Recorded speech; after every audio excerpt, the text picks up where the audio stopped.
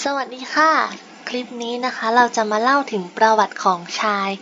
นักแปลธาตุตัวจิ๋วแสนซนตัวละครที่ 18 ของเกม Black Desert Online นะคะสำหรับเผ่าชายหลายๆคนอาจจะคุ้นเคยกันอยู่แล้วจาก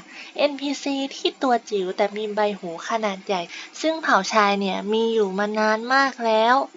อาจจะตั้งแต่ก่อนก่อตั้งเมืองคาเพออนไม่แน่ใจว่าโดนคาเพออนกวาดล้างจนต้องหนีมาอยู่ที่ฟอร์ลิสหรือเปล่ายังคงเป็นปริศนาในเกมจนถึงตอนนี้นะคะแต่เผ่าชายเป็นที่ยอมรับและรู้จักอย่างกว้างขวางในเรื่องของยาและสมุนไพรซึ่งเราต้องขอบคุณความอยากรู้อยากเห็นของพวกเขาและสถานที่ตั้งของหมู่บ้านฟลอรินรวมไปถึงสังคมความเป็นอยู่ของเผ่าชายค่ะที่ทำให้พวกเขาได้พัฒนาความรู้เกี่ยวกับยาและสมุนไพรอย่างเชี่ยวชาญซึ่งยาและสมุนไพรเหล่านี้ถูกส่งออกไปขายทั่วโลกเลยล่ะค่ะในเผ่าชายจะมีเพศชายน้อยกว่าเพศหญิงนะคะโดยส่วนรวมแล้วอุปนิสัยของชายเพศหญิงจะค่อนข้างหยาบห้าวและไม่ค่อยสุภาพเท่าไหร่ไม่สามารถพูดแบบเป็นทางการได้เพราะมีปัญหาเกี่ยวกับการออกเสียงแต่ชายที่ได้รับการศึกษาแล้วจะเริ่มสุภาพมากขึ้นสามารถพูดเป็นภาษาทางการได้แต่ก็ยังคงนิสัยขวานผ่าซากและพูดจาตรงไปตรงมาอยู่ดีค่ะเผ่าชายเนี่ยส่วนใหญ่มักจะป่วยจากการทดลองยาหรือสมุนไพรแปลกๆถึงแม้ว่าเขาจะได้รับผลแย่จากการทดลองยาผลข้างเคียงพิเรนหรือแม้กระทั่งสูญเสียอวัยวะพวกเขาก็ยังคงทดลองต่อไปจนกว่าจะได้ผลที่ต้องการเลยนะคะเผ่านี้มีอายุขัยเฉลี่ย 40 ปีถ้านับเป็นมนุษย์ก็ประมาณ 80 เช่นกันค่ะหลังจากที่ได้ทราบประวัติของชนเผ่าชายไปแล้วเรามาเข้าเรื่องประวัติของตัวละครเลยดีกว่าค่ะน้องชายได้รับความรักมากมายจากท่าทางและรูปร่างหน้าตาที่น่ารัก เธอได้ใช้ชีวิตอย่างสงบสุขที่หมู่บ้านฟลอรินมาโดยตลอด แต่แล้ววันหนึ่ง หลังจากที่เธอได้พบกับเหตุการณ์ประหลาด ชายก็ตกอยู่ในโลกแห่งความหวาดกลัวแบบไม่คาดคิด เธอจะกลับมาใช้ชีวิตอย่างสงบสุขเหมือนในอดีตได้หรือเปล่า ไปติดตามเรื่องราวของชายพร้อมๆกันเลยค่ะ อะไรกันทำไมเด็กตัวเล็กแค่นี้ถึงมานอนอยู่ในป่าแบบนี้ได้นะ สายลมมันแผ่วเบาของป่าพัดพาเส้นผมสลวยของเด็กน้อยที่กำลังหลับไหลให้ปลิวสวัยในสายตาของวาเลนไทน์ผู้ใหญ่บ้านแห่งหมู่บ้านฟอร์ลินมองดูเด็กน้อยที่กำลังนอนอยู่ช่างเหมือนกระรอกน้อยที่เพิ่งเกิดเขามองไปรอบๆป่าแต่ก็ไม่พบอะไรนอกจากความเงียบสงบวาเลนไทน์จึงโน้มตัวลงไปอุ้มเด็กน้อยที่หลับไหลขึ้นมาอยู่ในอ้อมอกอย่างระมัดระวัง มือเล็กๆที่สัมผัสเข้ากับเคราของวาเลนไทน์และดวงตาที่งดงามดั่งหยดน้ำค้างนั้นทำให้วาเลนไทน์ตัดสินใจพาเด็กคนนี้ไปเลี้ยงอย่างทนุถนอมราวกับลูกแท้ๆวินาทีที่พบเด็กคนนี้วาเลนไทน์รู้สึกเหมือนได้รับของขวัญต้อนรับรุ่งอรุณใหม่เมื่อเวลาผ่านไปความรักของวาเลนไทน์ก็ได้ส่งผลให้เด็กน้อยเติบโตขึ้นมาอย่างสมบูรณ์แบบแต่ด้วยความคึกคะนองและซุกซนของชายทำให้เธอชอบแอบไปขโมยไข่ของฮาร์ปี้ร้องเล่นเต้นระบำบนเครื่องกั่นสมุนไพรจนเครื่องพังและแอบเอาลาของวาเลนไทน์ไปขี่เล่นจนล้มหัวทิ่มสิ่งที่ทำให้สาวน้อยจอมซนโดดเด่นในหมู่บ้านฟอร์ลินก็คือความเฉลียวฉลาดของเธอ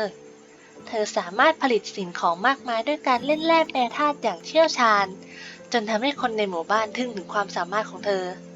และถึงแม้ว่าชาจะสร้างความวุ่นวายขนาดไหนแต่ความสดใสของเธอก็ทำให้ชาวบ้านต่างหลงรักวันนี้เป็นวันที่ดียินดีกับการเป็นผู้ใหญ่ด้วยนะชาย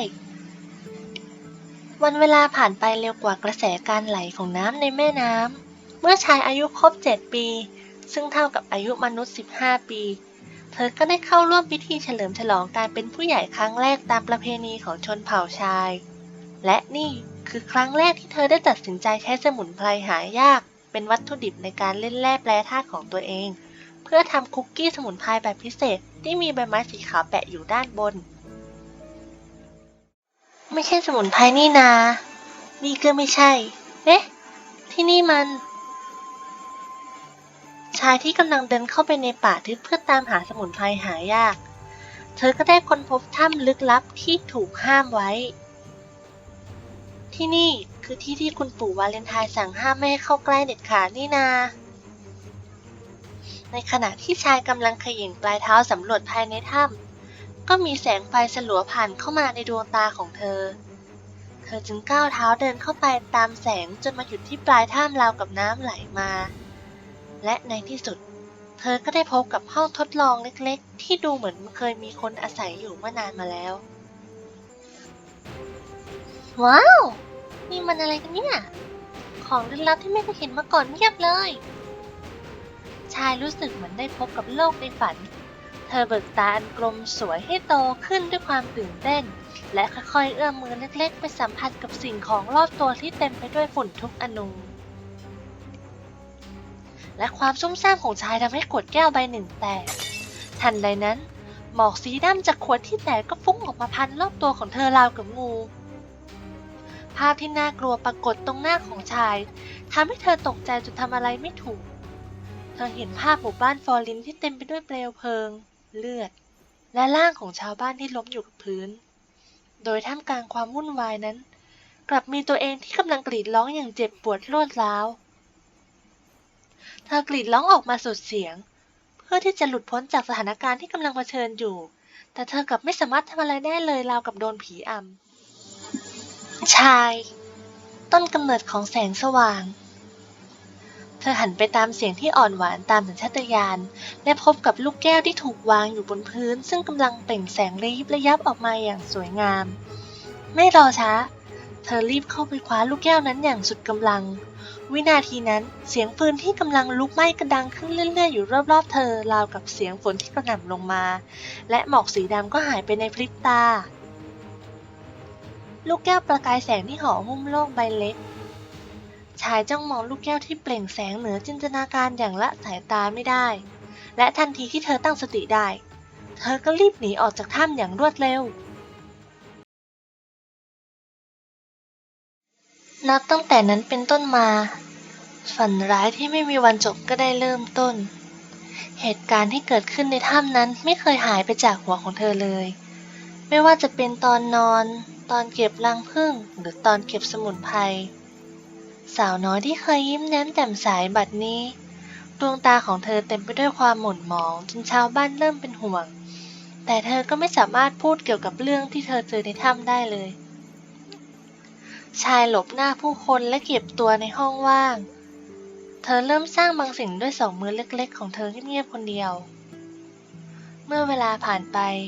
จนเกล็ดหิมะตกลงมาเป็นครั้งที่15ก็ถึงเวลาจัดพิธีเฉลิมฉลองการเป็นผู้ใหญ่เต็มตัวของชายครั้งนี้เธอจะต้องนำสมบัติที่ล้ำค่าที่สุดในโลกมามอบให้ทุกคนสมบัติที่ล้ำค่าที่สุดลูกแก้วประกายแสงที่ชายเคยคว้ามาจากถ้ำต้องห้ามผุดขึ้นมาในสมองทันทีชายสูดลมหายใจลึกๆพร้อมกับปล่อยลมหายใจแห่งความหวาดกลัวออกมาคราวนี้ข้าจะไม่ถอยออกมามือเปล่าเธอปิดประตูห้องของเธอด้วยความมุ่งมั่นพร้อมกับคว้าเฟอร์ลังด้วยมือเล็กๆที่หนักแน่นของเธอและก้าวเท้าเข้าไปในถ้ำต้องห้ามพร้อมกับเฟอร์ลังอีกครั้งหลังจากที่มองไปรอบๆตรวจสอบให้แน่ใจว่าปลอดภัยแล้วเธอก็ปล่อยลมหายใจออกมาด้วยความโล่งอกแต่ไม่ทันไรหมอกสีดำก็พวยพุ่งออกมาทำให้ฝันร้ายปรากฏอีกครั้งหนึ่งไม่นะเจ้าต้องออกไปจากที่นี่เธอเห็นภาพของชายที่ไม่รู้จัก2 คนกำลังวิ่งหนีบางสิ่งและจู่ๆพลังมืดที่ไร้รูปร่างก็ปรากฏตัวขึ้นมาและพุ่งเข้ามาหาเธอและชายอีกคนทันใดนั้นเองแสงอันทรงพลังเปล่งออกมาจากมุมเดิมที่เต็มไปด้วยฝุ่นเธอจึงรีบคว้ามือออกไปจับลูกแก้วอย่างแน่นสุดชีวิตจนกระทั่งหมดสติไป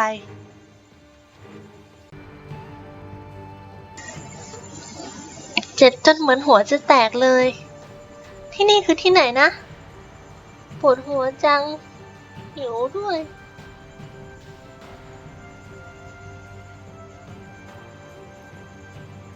นี่เวลาผ่านไปนานขนาดไหนแล้วเนี่ยรอบตัวของชายเต็มไปด้วยเสียงเพลงอันไพเราะของนกน้อยใบไม้ที่สั่นไหวตามแรงลมอ่อนๆและก้อนเมฆขาวนุ่มดังสำลีที่ลอยอยู่บนท้องฟ้าแสงที่เห็นเสียงที่ได้ยินความรู้สึกที่ได้สัมผัสรู้สึกไม่คุ้นเลยสักนิดภ ลังมืดที่เข้ามาปกคลุมสาวน้อยถึง2 ครั้งทำให้ความทรงจำของเธอเลือนหายไปทั้งหมดระหว่างที่เธอมองดูสิ่งรอบกายเพื่อตั้งสติเธอก็ได้ยินเสียงเพลงอันไพเราะพร้อมสังเกตเห็นอะไรบางอย่างจากลูกแก้วที่ห้อยอยู่ที่เอวของตัวเองโลกใบเล็กในลูกแก้วเปล่งแสงสวยงามและสุนทรีไปด้วยเสียงเพลงที่ไพเราะไม่รู้เหมือนกันว่าสัมผัสแห่งความอบอุ่นประหนึ่งแสงแห่งฤดูใบไม้ผลิที่เธอสัมผัสได้มาจากไหนแต่เธอก็ได้แต่แงนหน้ามองขึ้นไปบนท้องฟ้าพร้อมกับสูดลมหายใจเข้าลึกๆก่อนที่จะปล่อยออกมาและได้ก้าวเท้าแรกที่เบาดุจขนนกออกเดินทางบนเส้นทางใหม่เพื่อเผชิญหน้ากับโชคชะตาของตัวเองอีกครั้ง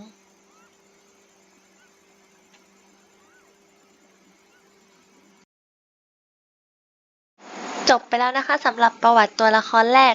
ถ้าชอบก็อย่าลืม Subscribe กดไลค์กดแชร์เป็นกำลังใจให้วาเคียด้วยนะคะขอบคุณค่ะ